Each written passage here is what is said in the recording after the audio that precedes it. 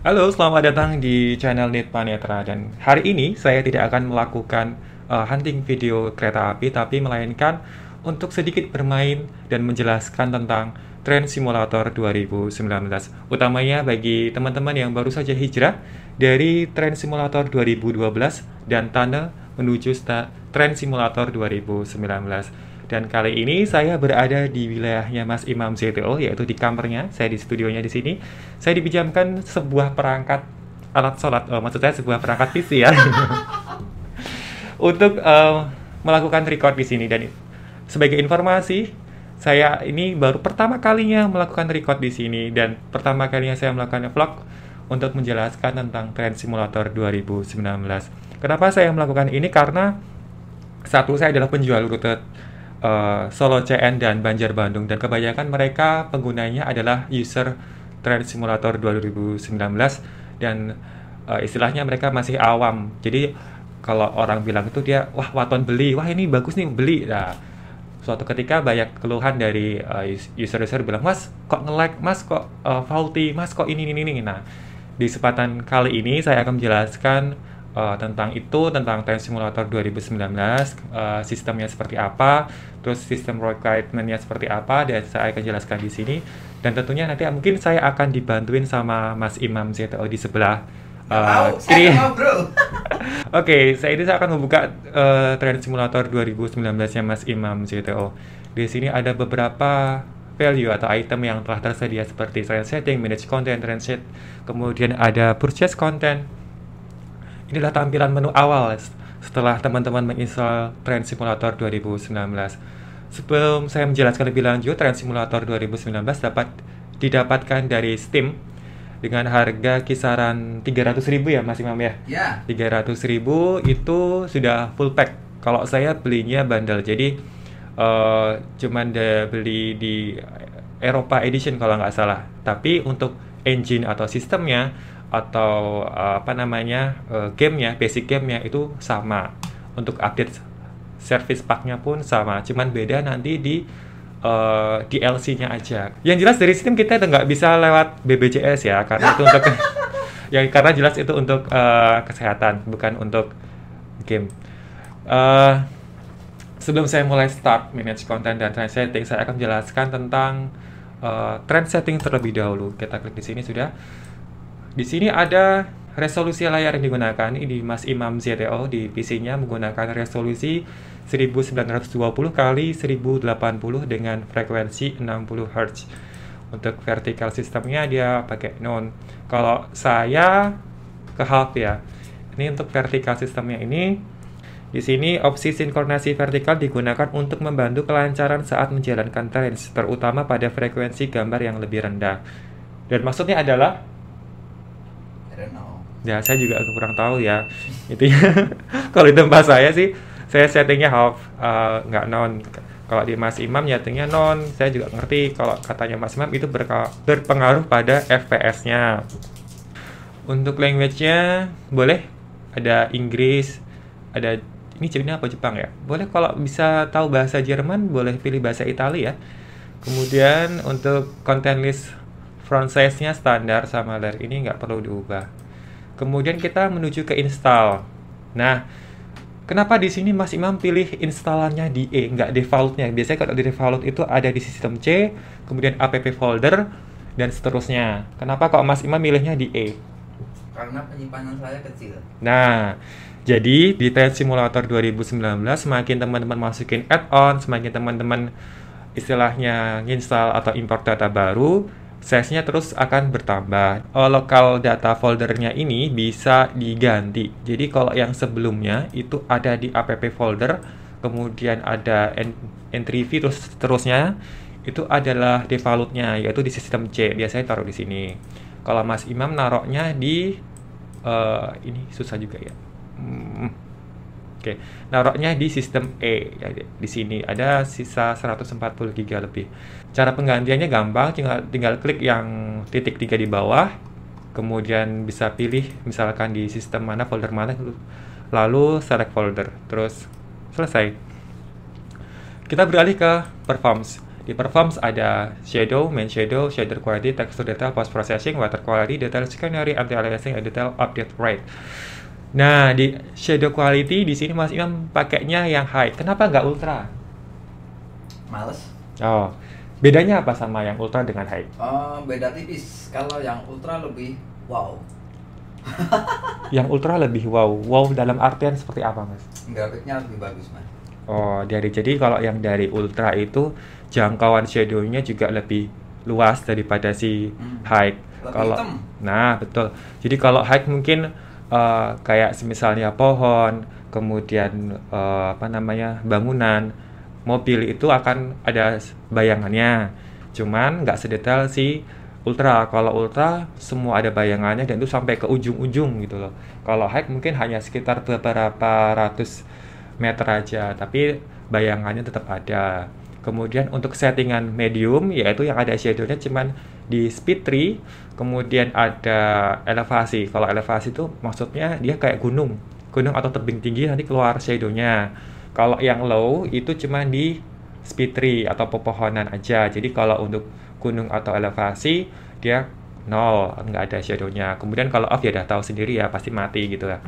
Nah, kalau untuk main shadow resolution-nya ada 2048 dan 4096. Kenapa Mas Imam milih 2048? Nggak tahu itu gunanya buat apa sih. Nah, untuk 2048 sama 4096 sebetulnya ini resolusi shadow-nya ya. Jadi tidak berpengaruh banyak di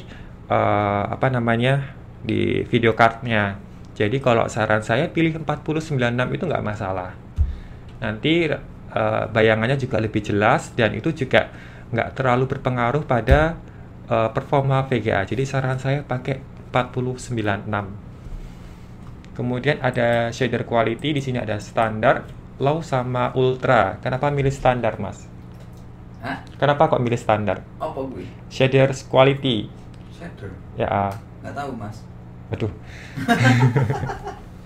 Kalau low ini kalau shader quality saya juga kurang tahu sih fungsinya untuk apa. Tapi yang jelas kalau di Train Simulator 2019 sendiri, ini pengaruhnya ke teksturnya. Kalau ada tekstur PBR atau PBR, itu detailnya akan lebih kelihatan. Kayak misalnya lebih 3D gitu. Kalau misal balas, kalau pakai tekstur yang biasa yang non PBR kan nggak kelihatan. Kalau yang pakai teksturnya PBR, kalau kita zoom ke balasnya atau ke teksturnya, itu akan lebih timbul. Untuk low, standar, ultra itu sama aja sih. Jadi kayak kalau standar ya nanti nggak begitu timbul, kalau ultra nanti akan sangat timbul. Lebih contoh gampang kalau pakai relnya Mas Rizal Marco ya. Kalau rel Rizal Marco dia lebih kelihatan banget fungsi dari shadernya. Terima kasih udah di PAP ya, Mas Imam. Saya tahu Anda gerak-gerik Anda di situ. Kemudian kita lanjut ke tekstur detail. Di sini ada low, normal sama high. Ya tentunya sama sih kayak settingan-settingan yang lain. Kalau low ya paling rendah, normal ya normal, sama high juga nanti teksturnya akan lebih detail. Kemudian yang paling berpengaruh di sini adalah post processing. Di sini ada low, high sama ultra. Mohon dijelaskan Mas kenapa kok pilihnya ultra? Kenapa nggak low atau high aja? Saya suka yang ekstrim-ekstrim, Mas. Ya, jadi di sini saya bisa simpulkan bahwa VGA Mas Imam di Romusa ya, atau di kerja Rodi sebetulnya di sini. Dia dipaksa buat render lebih keras. Ya, semangat. Kalau kata Mas Imam sih, kalau ultra itu ada pantulan-pantulan cahayanya. Kalau misalnya kena di rel atau mungkin di objek lain, kalau misalnya sorot lampunya mengenai benda tersebut, jadi kayak ada mengkilat-mengkilatnya. Kemudian kalau saya tambah sedikit, bisa juga dari cahaya mataharinya. Kalau di cahaya mataharinya itu lebih kelihatan apa tuh Mas, kalau pagi itu seringinge. Itu namanya tuh yang istilahnya bikin silau itu loh, ada cahaya yang bikin silau itu kalau pakai ultra bakal kelihatan seringinge, atau maksudnya lebih kelihatan silaunya. Apa sih sinar matahari pagi itu apa? Sunrise. Ya betul, sunrise. Kok seringinge ya? Biar jelas bukan Sunlight atau Mama Lemon ya, karena Mama Lemon itu Sunsilk. Ya, itu dia boleh Sunsilk lah. Baik, terus water quality. Kita lanjut ke water quality, ada high, low sama ultra. Bedanya kalau semakin high atau semakin ultra nanti pepantulan dari pantulan bayangan ke ke air itu akan jauh lebih kelihatan. Kalau saya sih di high, sama sih sama Mas juga belinya high. Terus ada detail skenario-nya. Kenapa dihidupin semua Mas, floater sama trough-nya? Ini fungsinya buat apa? Itu biar ada rumput bergoyang, Mas. Ya, jadi ada rumput bergoyang, jadi ada EBIT GAD di situ ya. Nah, kenapa nggak di offin aja? Itu makan performa nggak sih sebetulnya? Bodoh amat. Ya, sebetulnya bisa di offin. Jadi floater sama trough ini tergantung si rutenya ya, tergantung dari kreatornya. Dia pakai fitur ini nggak? Kalau nggak pakai ya nggak akan muncul. Kalau pakai ya kemudian ada anti aliasingnya, ada 4 kali, 8 kali, 2 kali. Fungsinya buat apa Mas? Kenapa milih 4? Anti-aliasing itu kerapatan gambar ya, Mas? Betul, kerapatan gambar. Jadi contoh paling gampang itu kabel. Ya, kabel misalnya ada tiang listrik, kalau anti aliasnya di set 8 kali, kabelnya nggak akan putus. Tapi kalau misalnya 2 kabelnya akan nggak kelihatan, mungkin bahkan kalau yang 4 mungkin kelihatan tapi agak putus-putus kalau agak jauh kayak gitu. Ya, kalau ini cukup memakan performa sih. Itu ada sedikit penjelasan dan sedikit omongan dari Mas Imam. Langsung ke selanjutnya adalah internet. Oh, username-nya ternyata Polang ya. Bahaya ini. Ini untuk dev atau developernya, user ID-nya ini adalah quit yang tersedia. Jadi kalau teman-teman udah beli Train Simulator, otomatis teman-teman bakal punya user ID. User ID-nya ini 952324. Ini acak ya, kayak nomor paketan. Manage train setting process. Tadi kita udah ke train setting, kita lanjut ke start range. Kemudian ada drive superior. Di sini drive superior isinya tentang konten yang udah diinstal, utamanya rute. Di sini ada beberapa rute dan hampir semuanya volley dan misstep ya. Ya, terima kasih. Ya, ini cukup banyak ya koleksinya. Dan kebanyakan juga kayaknya cuman cloningan semua ini. Ada NIS, ada TEL,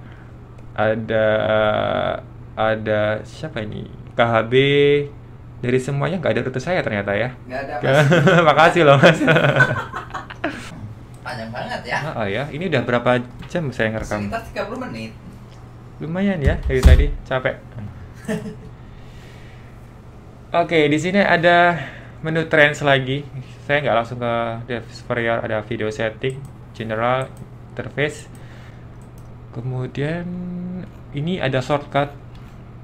Jadi shortcut ini sebetulnya penting loh. Ada beberapa mungkin yang nggak tahu tentang kayak ini, misalkan ini kan udah nggak full screen, diminimize kan bisa. Itu ada loh caranya biar full screen lagi tanpa harus kembali ke menu awal atau harus di close. Caranya tinggal ALT enter. Loh, kok nggak bisa Mas? Oh iya, salah. ALT enter. Nah, dia sudah kembali ke full screen. Jadi kalau mau record atau apa nggak usah. Baru tahu saya. Oh, tadi baru tahu. Ternyata saya berfaedah ya di sini ya. Alhamdulillah ya. Ya, jadi kayak gitu. Jadi kalau misalnya mau full screen nggak usah balik lagi ke menu start. Kemudian ada yang tanya, Mas, cara jalan-jalan di kamera, jalan-jalan di kamera, jalan-jalan gimana? Jalan-jalan di kabin ya, bukan jalan di kamera. Itu ada di menu mana sih? Control setting, Bukan. Atas. drive setting, Terus enggak. interface, Bukan. video setting, Paling atas. paling atas. Oh ya, di general. Ini ada enable free internal camera. Punya Mas Imam belum checklist. Ini kalau pengen teman-teman bisa jalan-jalan di di kabin, di tanah, udara, api, avatar. Nah, itu tinggal di enable free internal camera. Nah, itu di checklist. Kalau di checklist, ntar baru bisa jalan-jalan dengan kecepatan rendah. Apalagi yang mau saya jelasin? Kayaknya udah cukup sih untuk video kali ini, karena mungkin udah terlalu panjang kali lebar sama dengan luas ya. Oke, gitu aja. Sekian dari saya, Dit Panetra dan Mas Imam CTO. Dan sampai jumpa di video berikutnya. Ini by the way, ini ngerekam nggak? Kalau dari tadi aku nggak ngerekam sama bohong. Kalau kameranya nyala berarti ngerekam. Oh gitu ya. Alhamdulillah sih nyala ya. Iya. Oke.